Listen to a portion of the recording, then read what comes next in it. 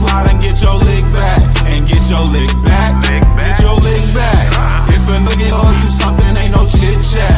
Better stay up out the way, don't get your dishes splat. Stop letting this shit slide and get your lick back. And get your lick back. I feel like I'm JX. J-Way. I'm a perfectionist. Adderall got me restless. I'm gone. Run with a wild crew, they get reckless. Young boy, come up off that neck. Into the trends. See a lead, be the band.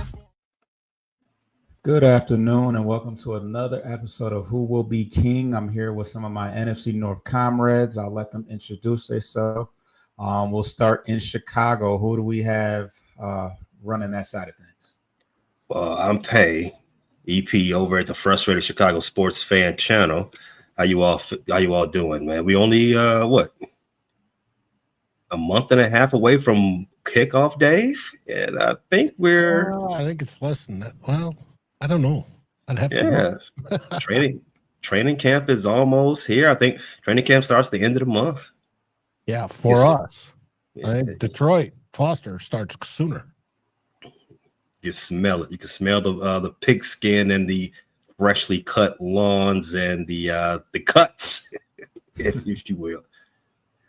Yeah, so we're still in the lull of that off season in between the training camp and this current moment, but there's always something to talk about going around the NFC North. Where just got to dig a little further to find the interesting topics. But I hear there was a leak of the stadium seating chart that hit the press. That there was some controversy about that. They caught some heat, but Pay, maybe you will get a stadium yet. Did you hear anything about that happening? Yeah, man. It seems the inevitable is only so far away. The Bears are going to be leaving these hollowed and favorable limits of Chicago, the city limits. They're going to be, this Arlington Heights thing is looking like it's going to be it's going to come to fruition. I don't like it, but I'm just one person. I prefer my teams to be in the city, but Foster, there seems to have been a leak, whether it's strategic or intentional. We shall find out. So the Bears had emailed some season ticket holders their seating chart, their proposed seating chart for which would be their stadium in Arlington Heights. And I don't think what the seating chart looks like is getting most of the talk, is whether or not it's the reveal, right? But I'm just going to talk about the seating chart in itself. It looks to which a lot of people pointed out, it looks like what the Raiders got out there in Vegas. Yeah. A lot of people will tell you the Raiders have great sight lines in their city. I mean, in their stadium. Allegiant, it's called Allegiant Stadium, right? Or Allegiant Field, something to that nature. Mm-hmm. It's one of the top destinations in a destination city. So if that is what the Bears are going for, something like that, then kudos to them. I hope they get all the Super Bowls and all the Final Fours that they can handle over there in Arlington Heights, because they should have stayed on the lakefront. So what part of Chicago, like as far as it's obviously in the suburban area, is that's north, east, or not east? Can't be east. That's the lake, but.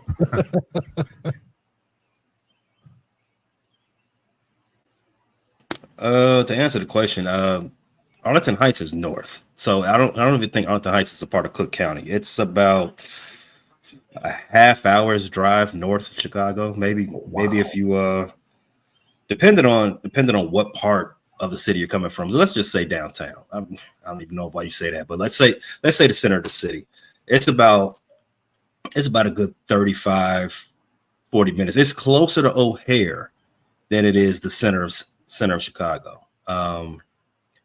So it's good for media. So to that aspect, like I said earlier, hopes they get all the good games and Super Bowls, Final Fours, and whatever else that they would like to have up there. that's convenient for media. People coming in and want to go to these events. Is not far from O'Hare. So Arlington Heights is good for that and good in that aspect. And I think what the Bears are looking for is more so space, not necessarily vibes that you would get on the lakefront, not necessarily views that you would get in the city of Chicago. It's space. And Arlington Heights has lots of space because ain't nothing up there. So you can't even take public like transit there, like train, or it would that be a part of the train system? I mean, it's close to the airport, so maybe, but I've never flown into. I don't really fly in Chicago. So no, there's no, not to my knowledge. Maybe there's a Pace bus that runs up there in Arlington Heights. To my knowledge, I don't know. I ain't taking a Pace bus up there. That's well out of my commute. So where O'Hare is situated, O'Hare is in the northwest, just outside of the northwest end of Chicago. Arlington Heights is a little bit further north of that. Maybe I think it's about 10 to 15 miles away from O'Hare, if I'm not mistaken. But it's enough of a gap between the two that there's no public transportation, at least rapid transit like the L or anything like that. There's no L connecting Arlington to O'Hare. If there's a bus, it's probably some one an hour Pace bus running around. So I don't know. Okay. All right. So as I look through the news in Vikings land, it appears there was a little bit of a brush up, not physically, just a verbal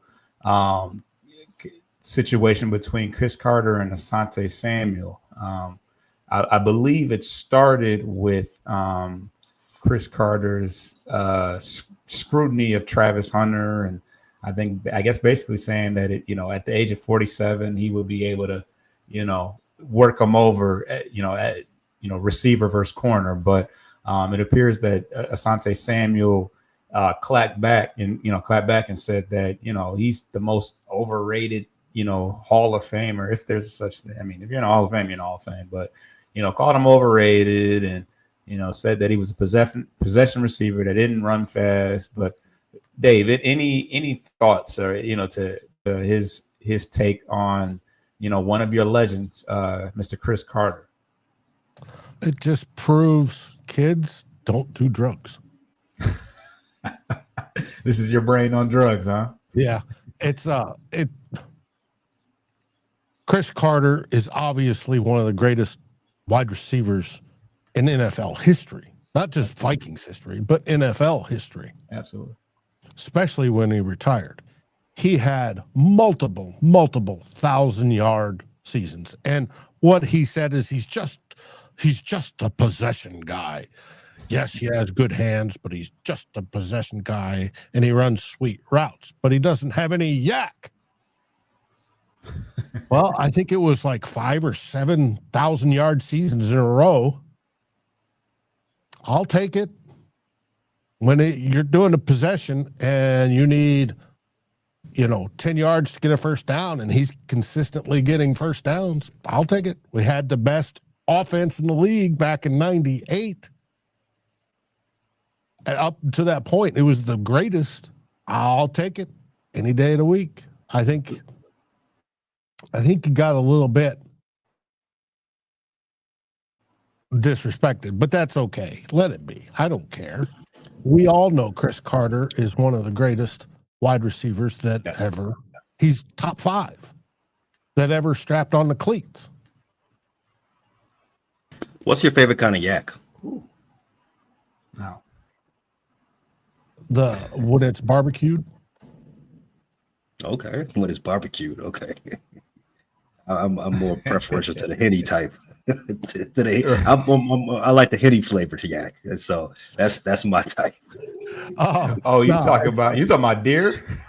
No, the animal, the yak. It's like a cow. Yeah, I know. I know. I was gonna say, I'm a Remy guy, but 1748. No, but hey, heavy yards after catch is a wonderful stat. But what's probably more important is that you catch the freaking football all the time. Right. and he didn't drop.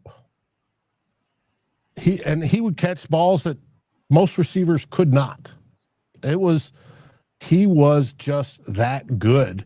And it was almost a joke that why are you in the world, picking on Chris Carter? He's retired. He's 47 years old. But I guess Chris was talking about the corners and back in the day, you got to remember the rules were different. Wide receivers got beat up. Corners abused them. It's not like today at all. So, Chris Carter is easily top 5 NFL greatest wide receivers. He's not 1. That's Jerry Rice. Not 2. That's debatable whether it's Randy Moss or the kid from Arizona, Minnesota's ball boy. Fitzgerald. Yep. Okay. Where's Tim Brown fall in all this? Tim Brown. He's pretty good. Yeah, I thought we were talking about GOATs, Mount Rushmore wide receivers. I mean, Tim Brown is good. No shade. No shade. In his era, I feel like he was one of the tops. I don't know. Oh yeah. In that era, prior to let's say prior to 98, Tim Brown was definitely in a conversation. Him, Steve Largent, those guys. What's my man? Maybe even White Shoes Martin. Johnson, Billy White Shoes Johnson. I'm sorry, Johnson. Right. I just remember the dance. I can't say I saw too much of anything, but I remember Billy. Yeah. All right. Played for the Houston Oilers. So, as far as the Lions is concerned, it's pretty quiet. There was the Netflix series of quarterback featuring Jared Goff just came out, and the one thing that kind of jumped out at me was just was him kind of talking about finding out that he was going to be leaving the Rams and getting that phone call and just feeling blindsided and betrayed and kind of even criticized McVay's maturity level, which of course at that time he was I think at the time he was the youngest coach in the NFL, but yeah, in the same sentiment, he remembers getting a strange phone call from a number that he wasn't familiar with, which I thought was kind of odd because Brad Holmes, he was in St. Louis, or not St. Louis, but he was with the Rams, correct? Brad Holmes, I think. Or where did he come from? Yeah, I think he did come from St. Louis. Yeah.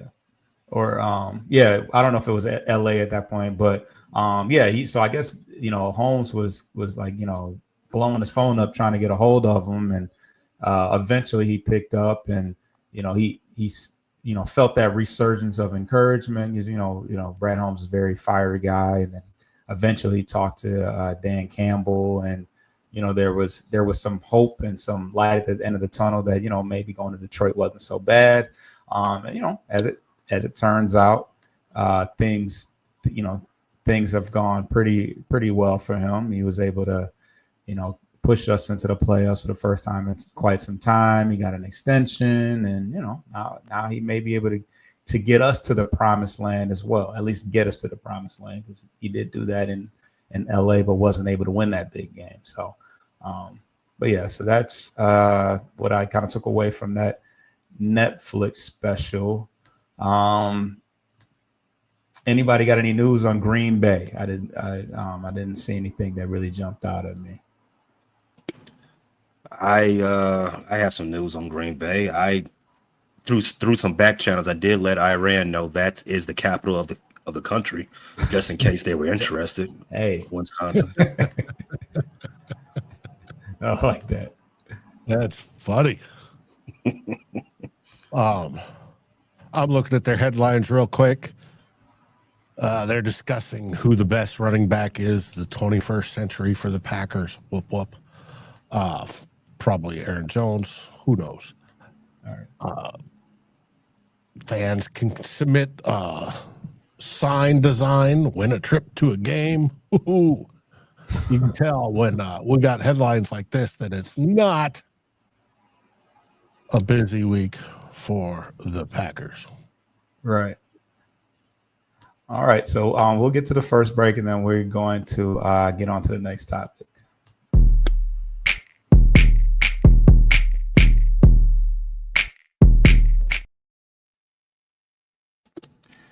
All right. The next thing that I wanted to talk about is playoff drought. We have some teams that are hoping that this year can be the year that they get back to the playoffs. And there was I was actually surprised at some of these teams and how long their droughts have been. Well, one specific team that I was surprised how long their drought has been. But so we got the Saints. Bears? Huh? The Bears? The Bears, I mean, yeah, the Bears have a drought of sorts. Obviously everybody else made the playoffs last year, so there's no droughts to be had. But yes, so the Saints, it's been 4 years. The Bears, it has been 7 years since they have made the playoffs, which is that's not accurate. That's not accurate. That's not accurate. No. The Bears won the division 2018, and then they went back, and then they went back in the year after that.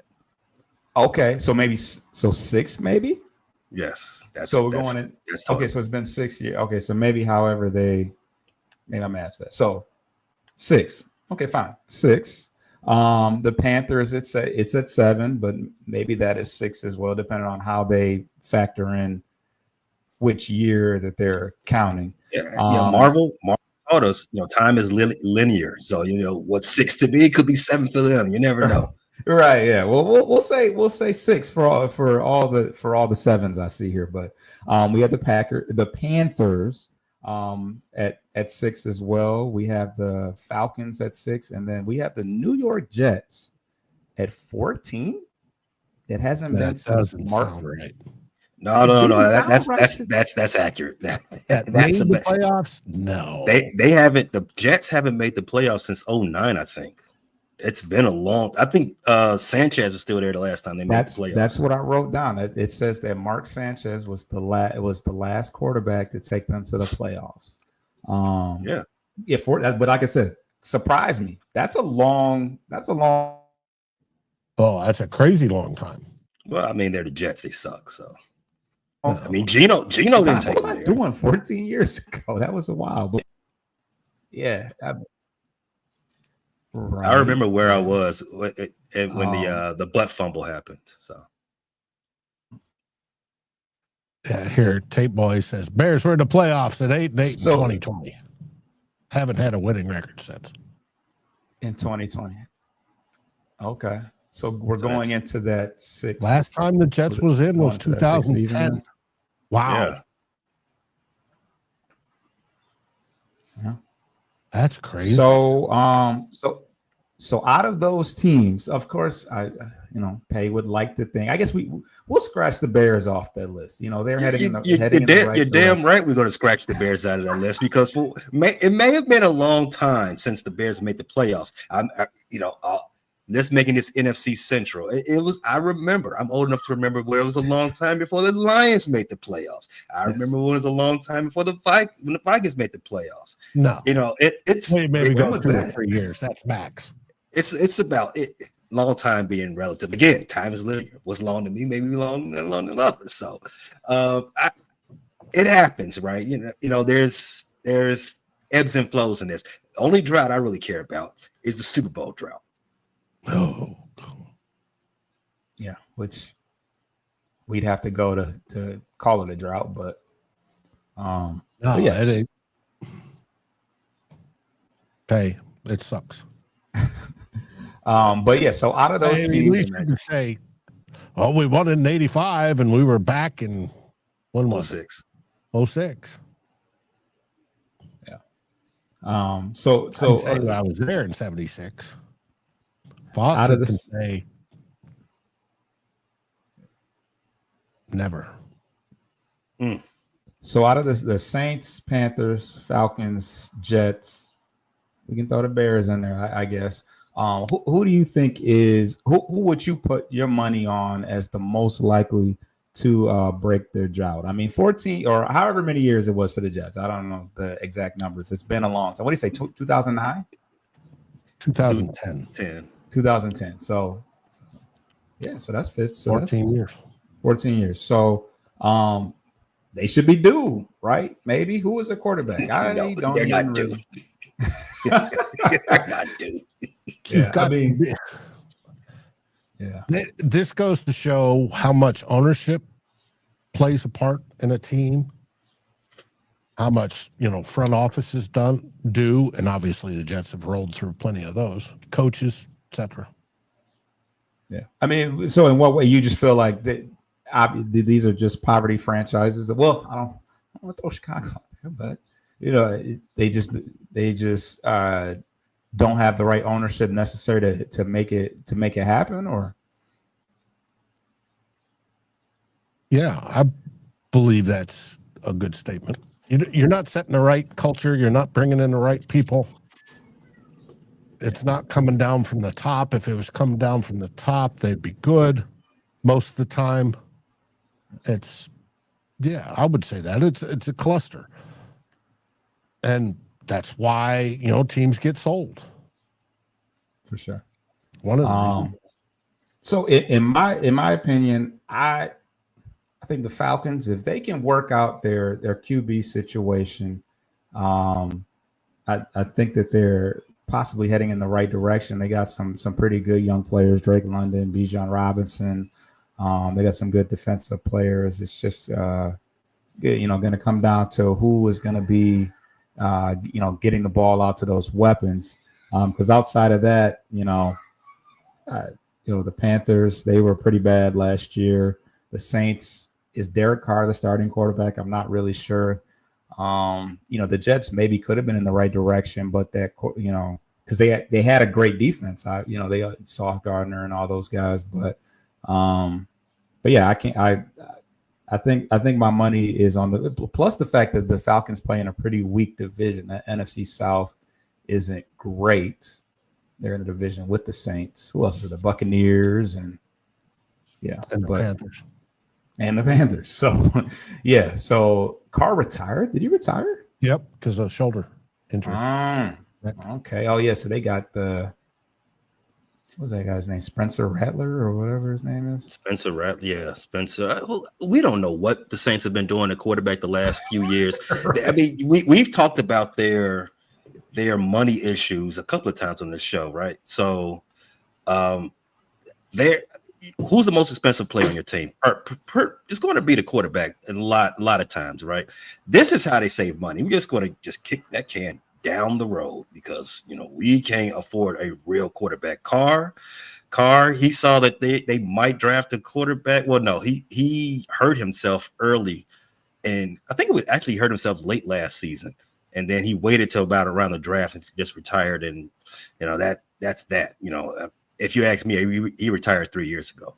But I think the Saints, they're just wallowing around. They're just a 6 to 8 win team up until the point they can actually get some money off the books and actually go get a real quarterback. Spencer Rattler, not going to cut it. Or Shuck, they drafted this year. This 10 points out.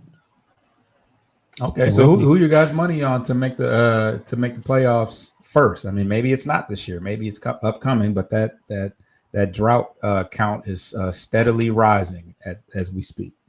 Let me get that list again. Yeah, so we got the Saints, the Bears, the Panthers, the Falcons, and the Jets. Bears. All right. Well, you said it, Dave. I don't have to say anything. We've got the winningest percentage division in the league by far. The NFC North. All 4 teams can make the playoffs. I think it's more fair for me. I'll take the fan hat off. That's more performative. I'll take that off and not just cape up for the Bears. I think it's more fair for me to tell you why the other teams won't make the playoffs. Okay. Let's start with the Jets. The Jets, Woody Johnson is their owner. Dave, you spoke to it. A lot of this stuff comes from top down. Woody Johnson is their owner, but Woody Johnson doesn't call any shots.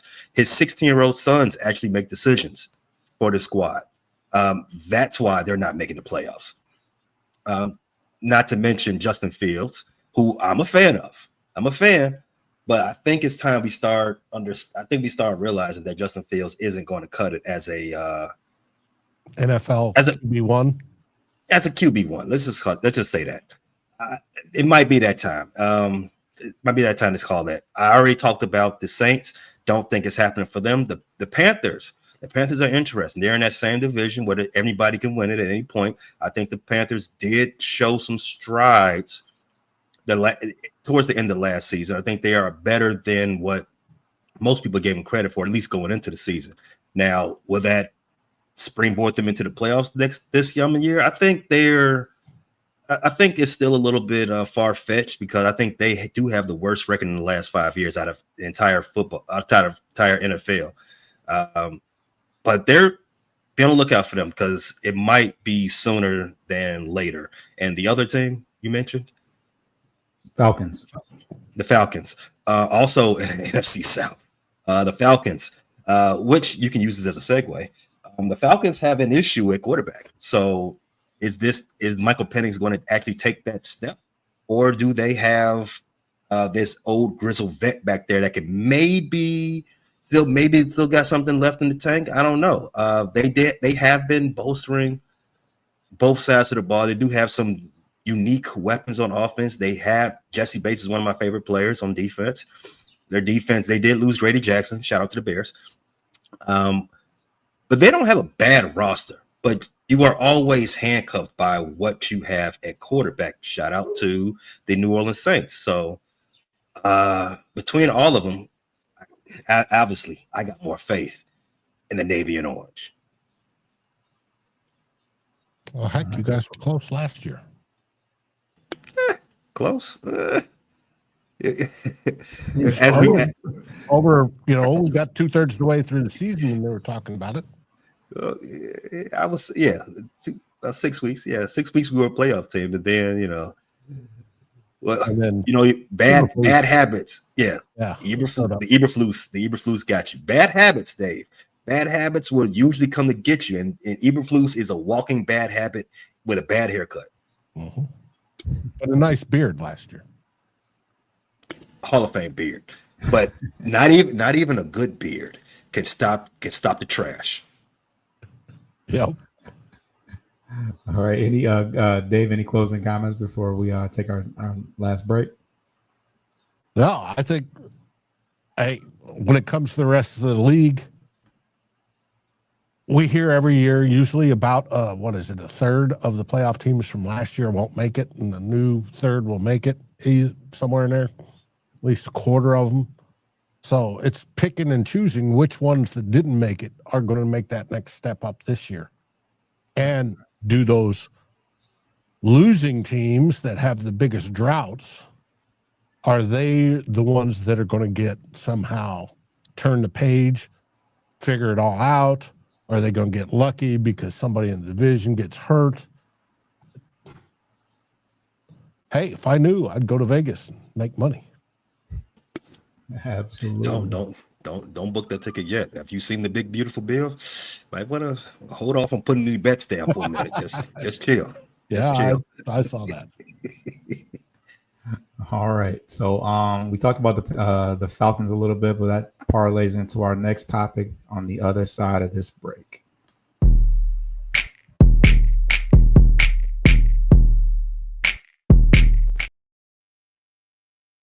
All right. Speaking of the Falcons, Mr. Cousins has finally come forward with some thoughts on, just how he was, I guess, in a way blindsided in the same way that Jared Goff was a little bit. But we know that he signed an extension last year, I think a 4-year extension with the Atlanta Falcons. And soon after that, they went out and drafted in the first round Mr. Michael Penix, who would eventually take over towards the end of the year. Kirk Cousins was obviously having some turnover issues, and lo and behold, he lost his starting job.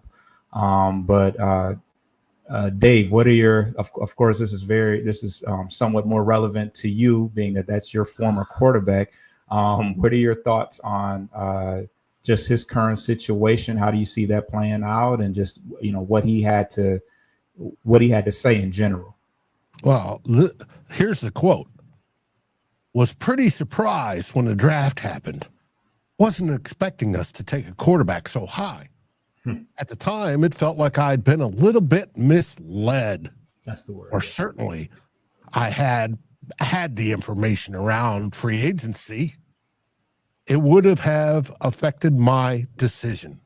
I had no reason to leave Minnesota as much as we loved it there. If both teams were drafting a quarterback high, he would have stayed in Minnesota, is basically what he told the audience. Well, boo-hoo Kirk. He went for the money, plain and simple. And did he get bamboozled and they drafted Penix in front of him, or, in the first round at what, number 8? I think it was. Right? That's pretty high. Yeah, it feels. Yeah.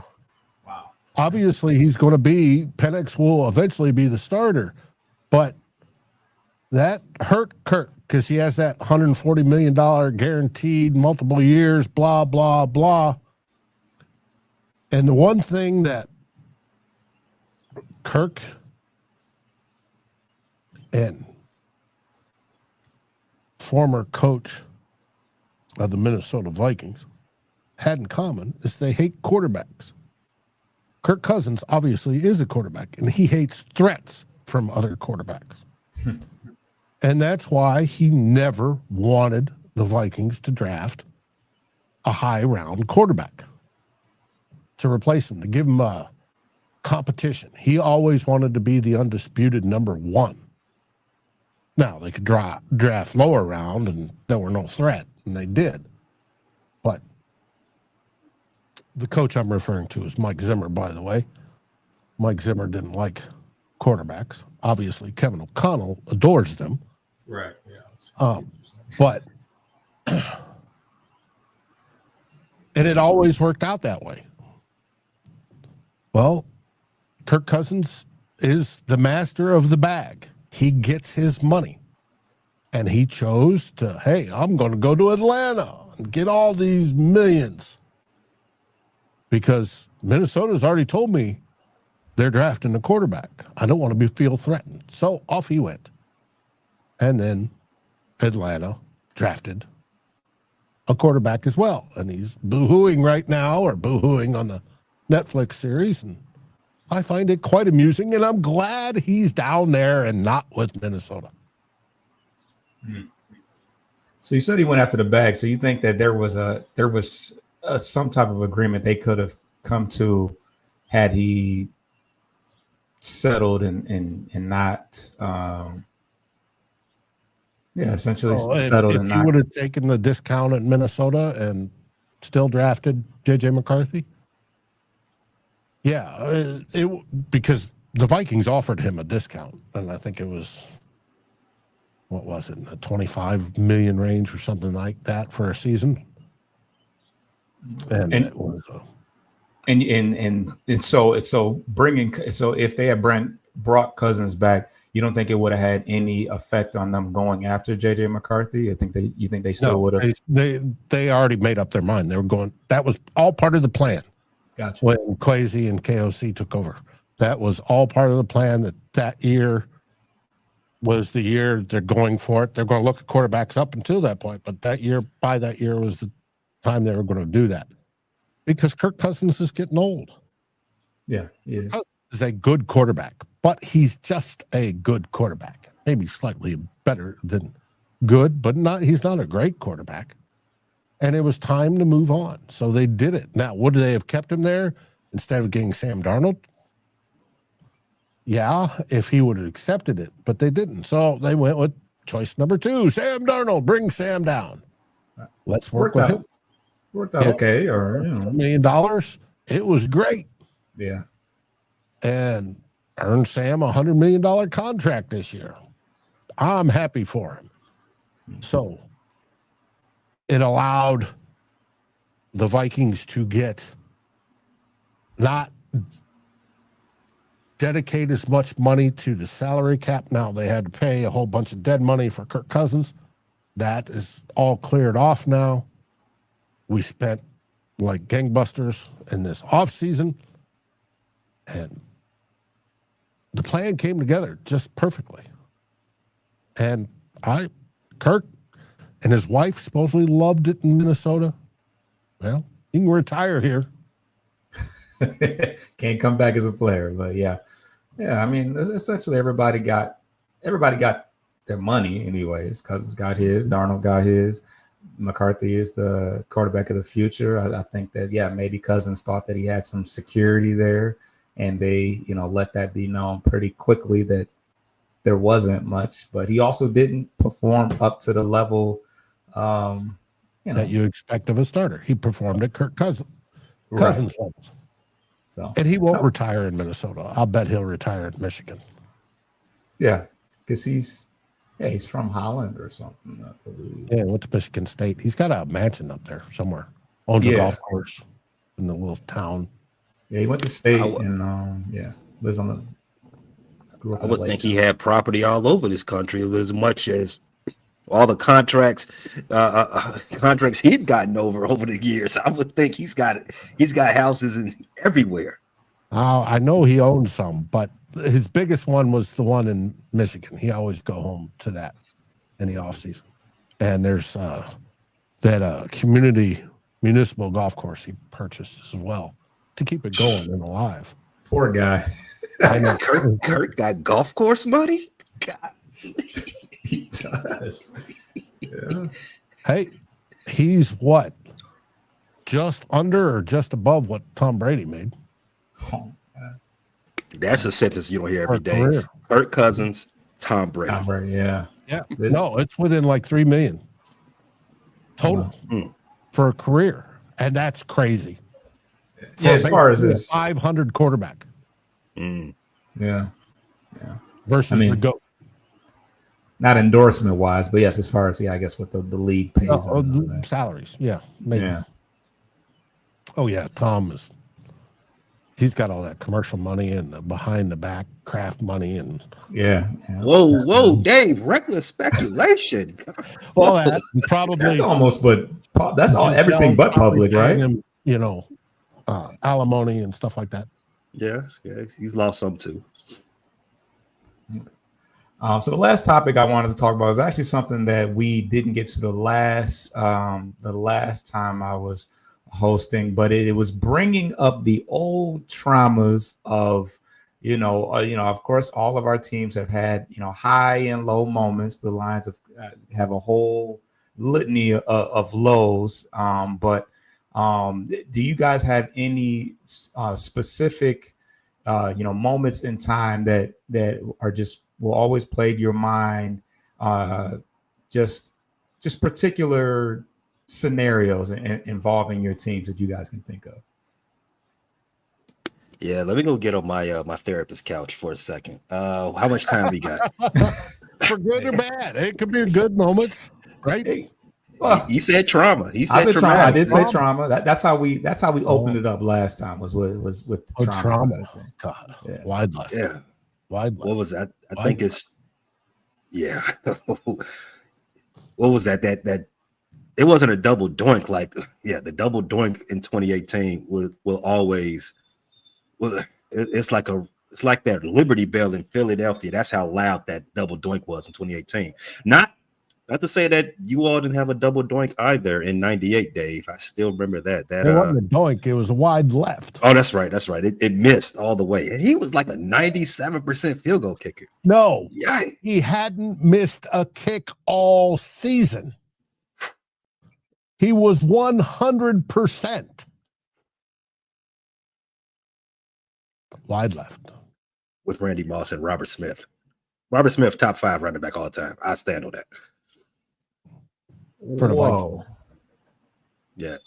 Yeah, outrageous. I'm still gonna stand on it. Short career though, I believe, but shorter like most running backs. Well, he gave it up. He gave it up prematurely. I think he played 10 seasons. Yeah, I think it was. But he about gave 10. it up because he wanted to walk. When he was Walking, coaching. overrated. Over. No, but there's I got some some. tragic Go ahead, Dave. misses. There was that. There's the 2015, the field goal to go, beat the Sea Chickens in the playoffs. It's sub-zero outside. Bud Grant comes out in a golf shirt. And it comes down to the very end, and we get to the 2 kicker lines up wide left. Who was this? Sure. That was 2015. Teddy Bridgewater led the team. We were playing at UCF Bank Stadium, where the Gophers played, and we made the wild card round of the playoffs. We hosted. I think we won the division. We did win the division that year, and we hosted the Seattle Seahawks. And who was the kicker? Oh shit!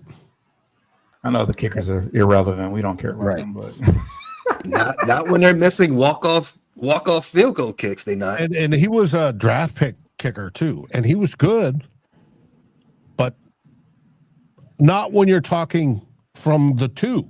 It's like a extra point, old style extra point, automatic. Yeah. Nope. All the laces were crossed. All this, all that. He missed the left goalpost by a couple of yards. Everybody in the stadium on the other side thought he made it. It was 15 below zero, something like that outside. It was cold. God, it was miserable. Oh God, and he left, and that was that. And then the next fall, Teddy Bridgewater's looking fantastic in preseason, just great. We played San Diego, and he's just bombing it. And Teddy wasn't known for a strong arm, and he's hitting everything imaginable. And then during the week, we hear, "Oh no, ambulance called to Winter Park."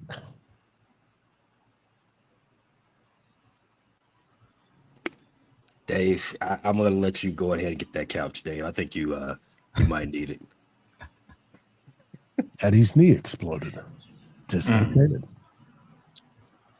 That was our first drafted hope in a long time since Dante Culpepper at quarterback.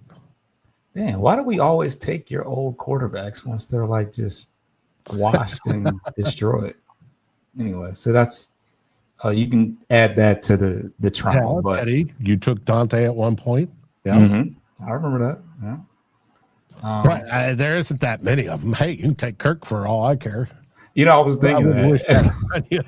For a backup, not as the starter, but if he wants to, finish his career as behind Goff or whoever we get after him, by all means, it'll be a nice little ride off into the sunset. But I want to comment to Tim. Tim posted this a while ago when I was harping on Kirk. Oh, he called you a hater. Dave is just hating. I think you're still salty. Tim, I've been hating on Kirk since we put him on a team because I lived in the D.C. area and watched him play for the Redskins. For the Redskins, yeah. And I was broadcasting back then. Go check out Good Morning Gallahorn if you can find it on the Wayback Machine somewhere. Can't Google that? Well, I'm sure you could. And I don't know if the YouTube's still up, but no, I was very much anti-Kirk. My whole career, he's 500 quarterback. The only time he got over 500 was his 13-4 season with Kevin O'Connell, who makes quarterbacks better. And he hasn't been above 500 since then, so. Yeah, I'm a little salty, Tim. All right. And last but not least, let's see if I can pull this up, make this look interesting. There we go. All right. Of course, we've got a lot of classic moments. You got the finishing the process with Calvin Johnson. You got what else? The coin toss fiascos. There's a lot of different things. But The Lions are very pessimistic. The Lions fans are very pessimistic, and we have our own saying around it called SOL, same old Lions. So this has to be one of the most SOL moments that ever existed, and this is a situation where basically the game was supposed to end on this sack right here, or it was going to be a sack, which ended up being a controversial face mask penalty, for those that are listening on the audio side and not on the visual. So this was a defensive lineman. I can't even identify who it is. But that face mask penalty, which would have ended the game on a sack, gave Aaron Rodgers one more opportunity at a Hail Mary, where he completed a pass to another Rodgers. His last name was Rodgers as well. He was a tight end. But yeah, this is one of the most SOL moments that I could come up with, giving Aaron Rodgers one more opportunity at a Hail Mary. A Hail Mary, he didn't even, like I said, the first time he didn't even get it off. But a Hail Mary in itself is kind of a, Peyton, knows how that goes. It's very unlikely to happen, but they do happen. And it just burns so much more when you know that you had that opportunity to end the game, and you give them one more opportunity, give one more chance at it. And so that is one of the moments. Of course, we can't speak to too many. It's certainly not in my time that I was heavily watching the game. There's not too many opportunities for me to speak on playoff blunders because we just don't spend much time in the playoffs. So this was a season that we weren't very good. We probably won a couple games, if any. But yes, a very SOL-esque moment by the Detroit Lions, involving somebody that we, sarcastically love so much, Mr. Rodgers. I would love to say best of luck, luck to him in Pittsburgh? Is that where he's at now? Yeah, he's in Pittsburgh. I would like to say that, but I just can't even bring myself to lie right now. But yeah, as we close out, any other news? But go. Did you not finish your story? I feel like did you? No, I didn't get my tears out, man. But I can repress them. I can repress them. Don't let them. Don't let them. I mean, we had enough of my tears last season, though, right? As you spoke about the Hail Mary in DC, that one hurt because in doing content, I had to get in front of a camera after that, and keep a bright face going on. But that was not cool. But I'm gonna stick it. I'm gonna keep it in the division. Some real trauma. Last year wasn't really that traumatic to me. Let me tell you about 2014 there, Foster. I don't know where you guys were at in 2014, but the Bears had just moved on from Lovie Smith, the longtime, probably one of the best coaches in franchise history. We moved on from Lovie Smith. We hired this guy named Mark Trestman. Why we hired Mark Trestman? Because we've heard that up there in Canada, he was an offensive guru. The Bears for years had no type of offense to do anything with. That's one of the reasons why they moved on from Lovie. Offense was always holding us back. We hired Mark Trestman, and the offense took off with this guy at quarterback, Jay Cutler. Right?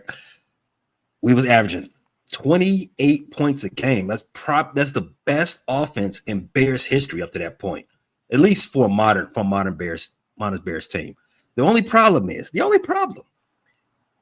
their defense is giving up 30 points a game. Mel Tucker, your boy Foster, he is not allowed in Chicago. Not allowed. He crosses state lines. Their sirens go off. Let me tell you what. Him and Chris Conte I will see them in hell. Week 17, the Bears and Packers are playing for a playoff berth. We actually got the game. We actually got these, I'm going to say it, green bastards beat. We got him beat. And what happens? Chris Conte lets I think Romeo Dobbs get behind him and beats him for a 50-yard touchdown at the last seconds of the game. Why is my safety chasing a guy 10 yards that's got him beat by 10 yards? The most pull your hair out moment a Bears fan has had in the last 25 years. Oh, wait, was it the most? Nope. Let's rewind back to 2011. NFC title game there, Foster and Dave. Do you all remember that game? No? Do you all? What if I told you that there was football being played, but the story had to do with a stationary bike? Do you remember it now? Yeah, it was in Virginia. Nope. It had to do with a stationary bike, as in somebody riding it on the sideline? Somebody was riding a stationary bike on the sideline. Most notably, he wasn't playing quarterback when he should have been playing quarterback. Jay Cutler, he, being fair, he did hurt his MCL. He tweaked it a little bit, and he said, I'm not going back out there. I'm going to let the championship aspirations for this team go down the toilet with our backup quarterback. And did Jay he have Cutler a cigarette in his mouth during that time? He might as well, because he definitely was done playing. He was definitely done playing for the team. In my mind, he had already been cut. They may still gave him checks for 5 more years, but he was done. He was done being a Bears player at that point. No more. He let the Packers hold that over us for so long, because if you had seen that game, Aaron Rodgers and those boys couldn't do anything. And you know what makes that game hurt more? Not just losing to the Packers. You know what they did after they won that game? They won the next game. They won the Super Bowl. That's our Super Bowl. We should have won that. But thanks a lot, Jay. Thanks a lot.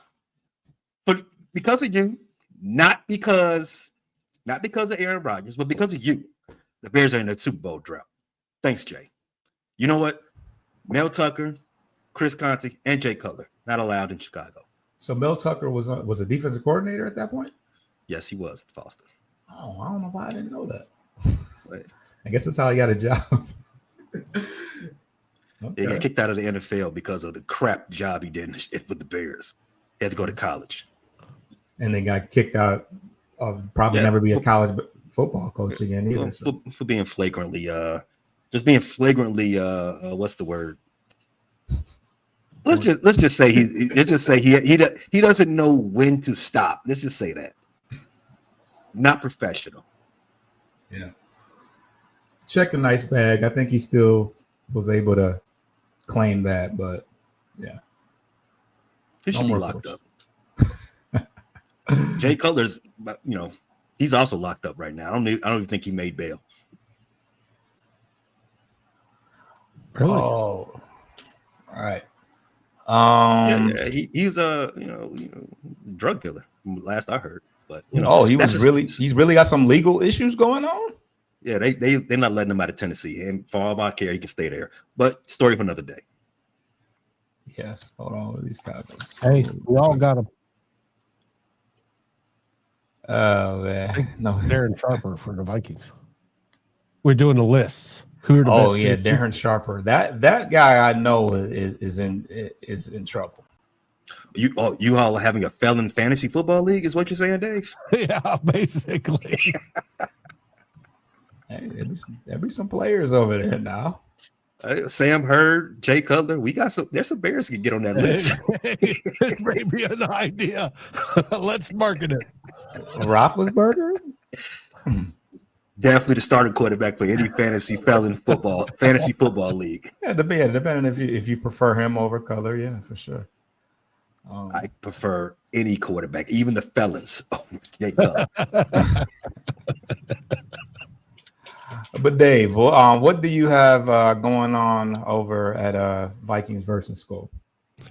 We've got the Real Forno show tomorrow, and I forgot what we're going to be talking about. It's going to be something Vikings related, and then 2 old bloggers, which took the week off last weekend because I spent some time with my grandsons, will be on this Sunday And Darren and I will be breaking down, most likely, Brian Flores and his evolution of a defense and how it has evolved from Bill Belichick influences, New England, all the way through to 2025. It's going to be interesting. It's going to be a deep dive and deep dive / deep thoughts. And we're going to get into it, and it should be enlightening. Have you ever heard of the tight front? TITE front? You might need to explain that one, Dave, because I don't want us to get in trouble. Yeah, I don't want to speak out of turn. Was first used in, I want to say, 2021-ish, and it was by BYU, believe it or not. But it takes and usually leaves a defensive tackle inside off the nose somewhere, and then it brings in a couple edge rushers and then leaves 2 edge rushers on the outside, and it moves the linebackers. It's all about not how many guys in the box, but the leverage within the box. And it looks like he started using that a little bit next year. In the way we're set up this year, it looks prime to implement a tight front defense, TITE, tight. And we're going to get into that. Should be interesting. Tight box. Doesn't sound like something that came out of BYU, but yeah, but hey, sounds like a good time though. He's always looking for that edge, and I think we're going to have it this year. I love defense, top 5 offense, baby. I do love a tight front in a tight box. I do like that. Yeah, it is nice. Yeah, very nice. Hey, what you guys got going on at the frustrated Chicago sports fans? So over at FCSF, we had a debate for the most enduring and never-ending debate. Who's the GOAT, Jordan or LeBron? We got that up on the channel right now. Comments are going crazy. You all decide who. It should lean the correct way. Correct? You're right. It should. A good producer would make sure that it leans a correct way. But you all can decide in the comments. It's a fun episode. It's about 90 minutes. Elsewhere, we got baseball coverage coming up. Every other day, Cubs, Sox still doing their thing. And as we get closer to training camp, we're going to start doing more fantasy football primers for the Bears, as we've done every year so far, since we started the channel a couple of years back. What's the fantasy outlook for Caleb Williams and maybe Tyson Badgett if you're playing in some type of 30-team league and where you're drafting backups? Same thing for the wide receivers, running back group, defense, all the such. So be on the lookout for that content in the coming days and weeks. And as I said, training camp is almost here. We shall be on the ground in Lake Forest watching the Bears get down. And we should have some type of reports coming from that too. Bears report to camp in 10 days. So countdown is here. Hope you're enjoying summer because it's almost over. Oh God, I don't like that. You know how it gets in Michigan. You know how it gets in the Midwest. Ooh. Yeah, I know. Oh, I'm sorry, I forgot. Speaking of summer, we also the last street race for NASCAR was in Chicago this past weekend. We was up there for that.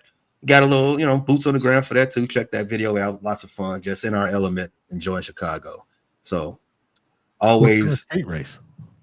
Well, they turned the South Loop by Millennial Park. They turned that into a racetrack. Let me not say race. Indy? What? No, NASCAR. NASCAR. Cool. Xfinity Series. So it was a fun experience. So check that out too. Wouldn't be wasting your time. Not a very long video. Yeah, Detroit has a similar race that they just somehow turned the downtown and Jefferson area into a racetrack. It's kind of crazy to see the backdrop and how they do that, but yeah. As far as what we got going, of course, please subscribe. We're trying to get to 1,000 subscribers, so do that right now if you're here right now. But yeah, we got me and Coach do coverage for the Detroit Tigers normally every Sunday, reviewing a week in Tigers baseball. We're currently 14 games up on the second place team in the AL Central. Everybody just decided they wanted to bottom out this year and let the Tigers run away with it. I don't want to speak too soon, but yeah, it should be a very, very interesting.